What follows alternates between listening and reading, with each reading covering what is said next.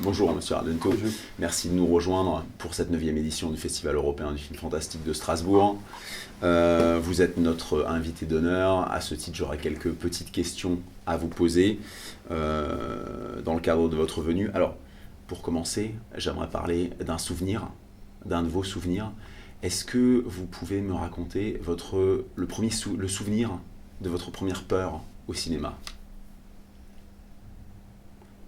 Ma première peur, La première fois que vous avez ressenti, en tant qu'enfant, la peur au cinéma. c'est très loin. Je me souviens que j'étais un enfant, j'étais en vacances avec mes parents Hmm. et je suis allé voir. Il avait sospetti de vieux films et il avait les fantômes de l'opéra avec de Lubin, je Oui, pense, de Peter Lorre, avec Peter Lorre, oui, tout à fait. Oui. en couleur. Et c'était une émotion incroyable. Et alors, ça c'était la première fois que j'ai eu peur au cinéma. D'accord. Et Et que j'ai découvert aussi ces genres, les fantastiques, la mort au cinéma, toutes ces choses. vous y avez repensé bien plus tard en adaptant vous-même le roman? C'était un hommage que j'ai fait à mon première impression au cinéma. D'accord. En 1968, vous n'êtes pas encore réalisateur, vous êtes un scénariste en vue. Et avec Bernardo Bertolucci, vous signez le scénario d'Il était une fois dans l'Ouest de Sergio Leone. À ce moment-là, vous êtes simplement scénariste, vous écrivez un western sur commande. Est-ce que vous savez déjà que le premier film que vous voudrez réaliser, ce sera un film criminel, Non, une sorte de giallo? non, non. Non, j'étais un scénariste qui écrivait beaucoup d'histoires différentes, des films de guerre, des films de thrillers aussi, même des films de gangsters, euh, des films western. Pas beaucoup, hein. Mais j'ai écrit des films très différents, chacun un de l'autre. Et non, je ne pensais pas faire que... Aussi, moi, je ne pensais pas que mon destin ce sera d'être un metteur en scène. D'accord. Non, je pensais que mon destin c'était d'être, de rester l'écrivain, parce que moi j'aimais beaucoup écrire les films, être toute seule à ma maison avec la page blanche et rêver les personnages, les histoires. C'était pour moi, c'était magnifique de faire ça. C'est surprenant parce que dès votre premier film, L'oiseau au plumage de cristal, le sens visuel est déjà très fort. Parce que moi, j'étais passionné du cinéma, alors j'étais passionné de ce qui passait au cinéma. Et aussi parce que je pense d'avoir découvert les secrets du cinéma. Le secret du cinéma est de raconter des histoires, mais avec la caméra, avec tout ça, toutes ces choses, tous ces éléments, Mm. cet élément. Et, et alors, ça, c'était une chose que moi, pour moi, c'était très instinctif puis de faire mettre en scène. D'accord. Alors, vous êtes considéré comme le maître du giallo. Comment est-ce que vous expliquez que ce genre n'ait jamais dépassé les frontières de l'Italie? Est-ce qu'il y a quelque chose dans le giallo qui tient profondément à la culture italienne? Non, parce que je pense que c'est une chose. Non, il n'aime pas vraiment la culture italienne. Euh, c'est une chose qui. pour- il y a comme une tradition que c'est. Parce que c'est pas la culture italienne le giallo, ce sont des choses, des histoires pour tout le monde. Oui.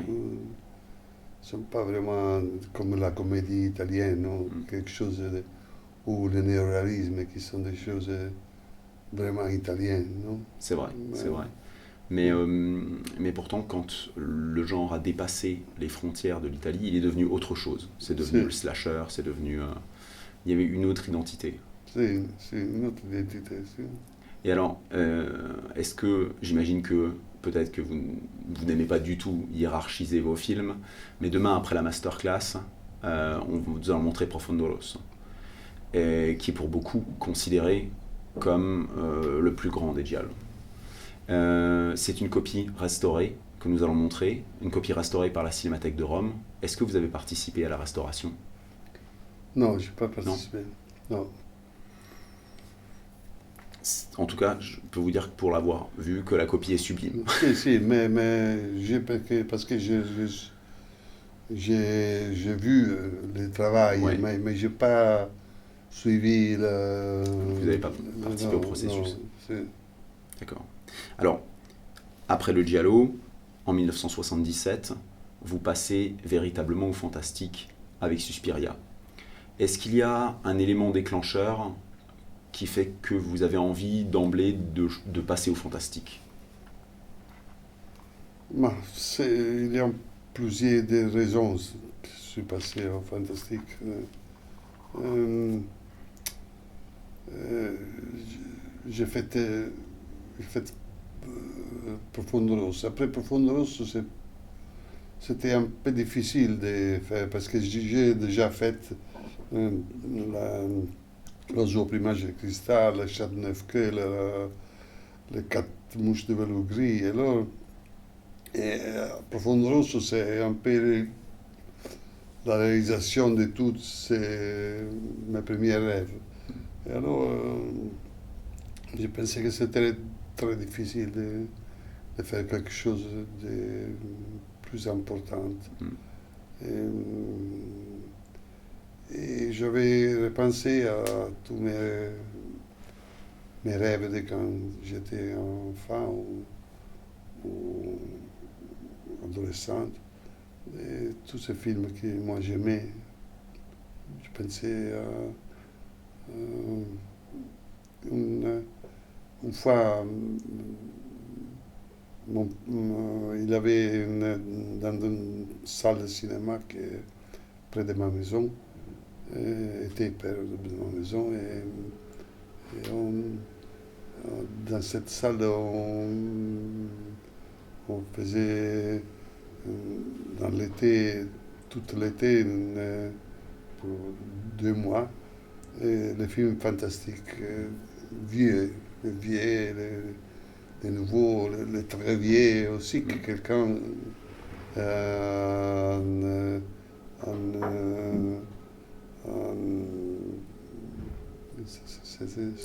Ça gêne pas, ne vous inquiétez pas. si c'est quelqu'un, sont des classiques, tout ça, tous ces films. Moi j'étais jeune, très jeune.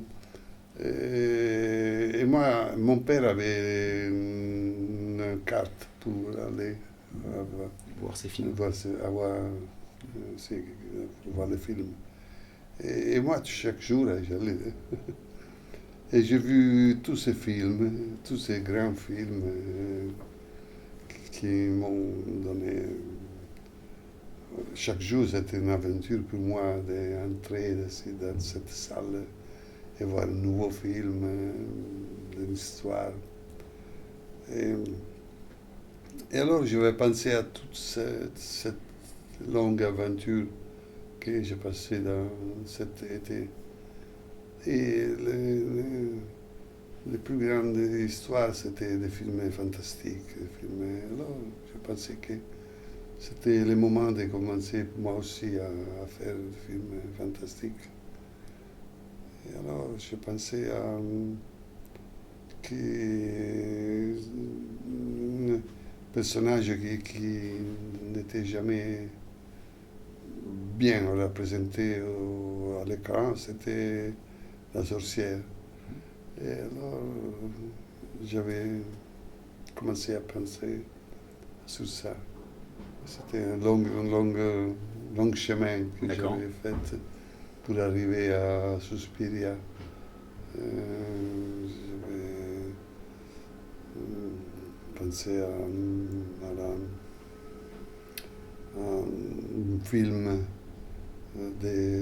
Avant, j'avais pensé que le film devait être de jeunes filles de 12 ans. Mhm. L'école, c'était des jeunes filles de 12 ans, parce que j'aimais beaucoup les dialogues entre les jeunes filles, les petites histoires. C'était une chose qui me fascinait. D'accord. Et aussi les, comment on dit, les maîtres, ça s'appelle Le professeur. les professeurs. Si, les professeurs, que c'était des femmes dures, Ok. fortes. Oui. Alors, ce contraste, j'ai pensé que c'est le contraste de l'école. Mhm. Oui. Et j'avais pensé que c'était une histoire de sorcellerie, et que les professeurs sont des sorcières et les petites sont des victimes.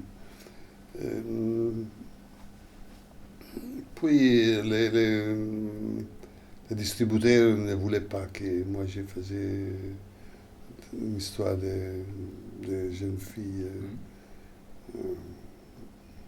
Ça m'a très traumatisé. Mais puis j'avais digéré ça Mhm. et j'avais fait le film, mais avec le même esprit, comme si ils avaient 13, 14 ans. Elles parlaient comme les jeunes filles, elles faisaient des petites jokes, non, des petites histoires. Des jeux d'enfants encore. Si. Ouais. Alors, j'avais fait ça.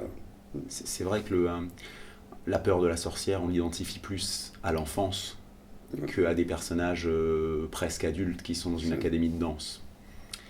Et alors là, pour la première fois, vous quittez la frontière de l'Italie et vous installez l'histoire à Fribourg, en Allemagne. Qu'est-ce qui vous a inspiré à ce moment-là dans la ville de Fribourg? Moi, j'avais voyagé beaucoup dans toute l'Europe. Avant, je pensais de la situer à Bruxelles. Mm. Dans la Bruxelles de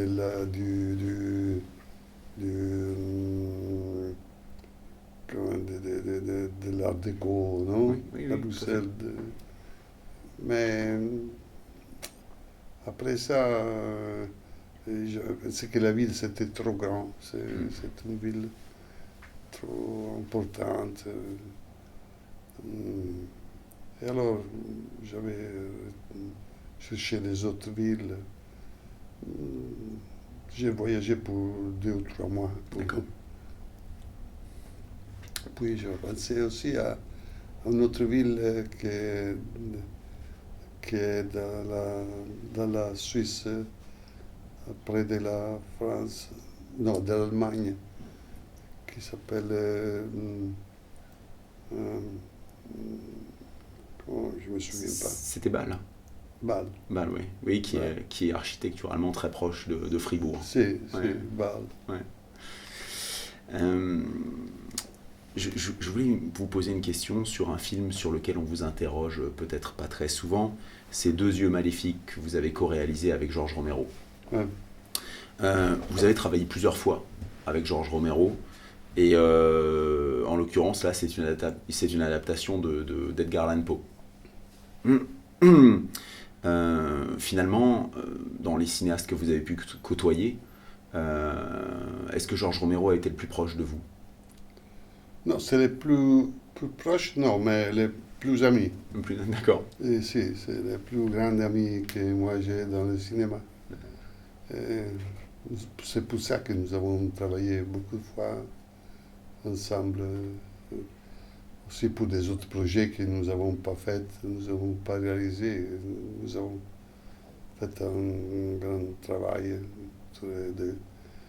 Et notre amitié, c'était une chose éterne, vraiment.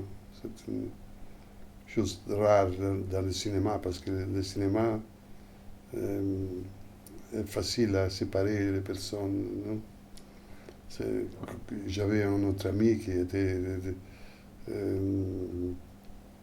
Bernardo Bertolucci, et nous étions des grands amis quand nous faisions le film de Sergio Leone. Il était un fois le western, mais quand le film est fini, notre destin se sont séparés et nous se sommes vus pas beaucoup de fois. D'accord. Nous sommes restés chacun dans un endroit. Il a évolué avec une sensibilité très différente aussi. Très différente, Ouais. mais puis aussi, je dis ça toujours que le cinéma unit, le cinéma sépare. Parce que le cinéma unit quand tu es dans le même projet et sépare quand tu es dans un autre projet et l'autre, c'est une autre histoire. Oui, bien sûr. C'est la rue devient une autre rue. Mm. Et on vous imagine tellement bien adapter des histoires d'Edgar Allan Poe. On a l'impression que finalement vous êtes le cinéaste. Vous seriez le cinéaste parfait pour adapter les histoires d'Edgar Allan Poe. C'est pour ça que Deux yeux maléfiques me paraissait aussi très intéressant. Oui. Et aussi que j'ai fait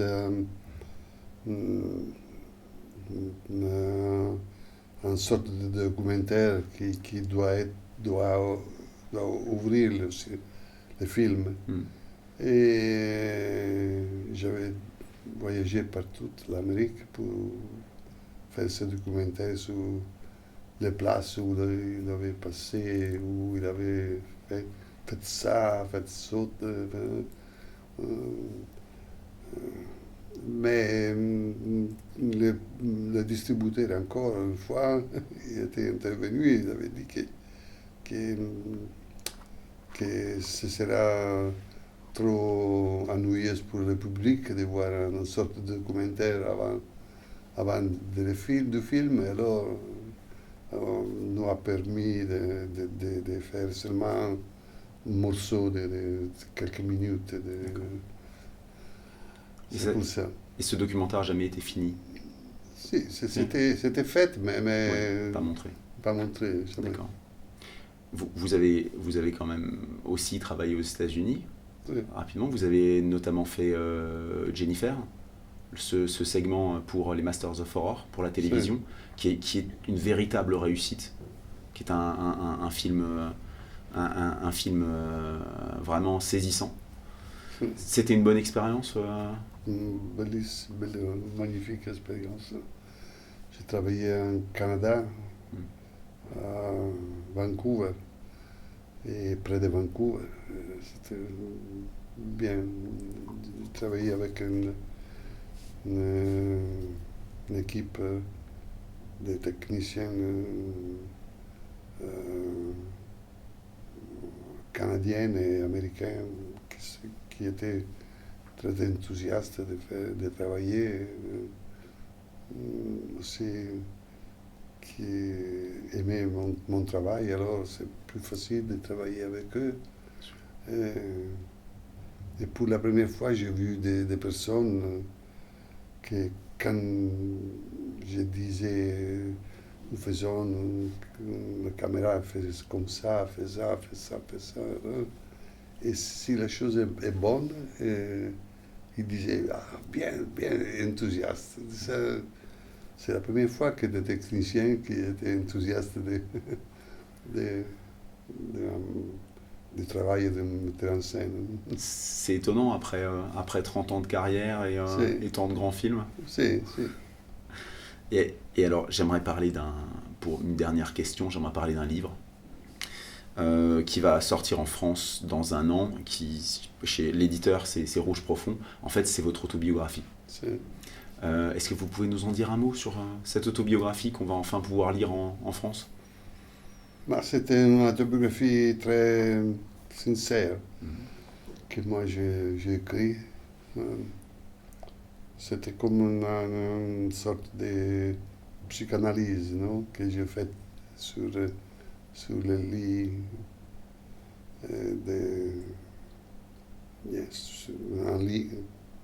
Et j'avais confessé toutes les choses qui me sont passées. Les choses belles, les choses mauvaises, les choses tristes, les choses qui donnent félicité. Mais avec une sincérité, parce que je me souvenais qu'il y avait... quand j'avais lu l'autobiographie d'Ingmar Bergman, La lanterne magique, et que lui avait fait une chose sincère, aussi cruelle, de toute son histoire. Et ça, c'était une chose très belle. Les autres autobiographies que tu peux lire sont ou des exaltations, ou des choses pas importantes. Non, ça c'était une chose vraiment cruelle. Il avait dit qu'il lui était nazi quand il était jeune. Des choses vraiment. Et alors j'avais pensé d'être aussi Honnête. un peu cruel, honnête et un peu cruel. D'accord. Et comme ça, je vais raconter des choses, des moments de ma vie qui ont été un peu embarrassants. D'accord. Vous aviez commencé à l'écrire il y a longtemps et ça s'est étendu dans le temps? Ou un jour vous vous êtes dit non, maintenant je l'écris? Un jour j'avais dit moi j'écris. D'accord. Et j'ai mis presque 2 ans D'accord. pour écrire tous. On est impatient de lire ça et impatient de vous écouter demain à la masterclass. Merci beaucoup pour cette interview. Au revoir.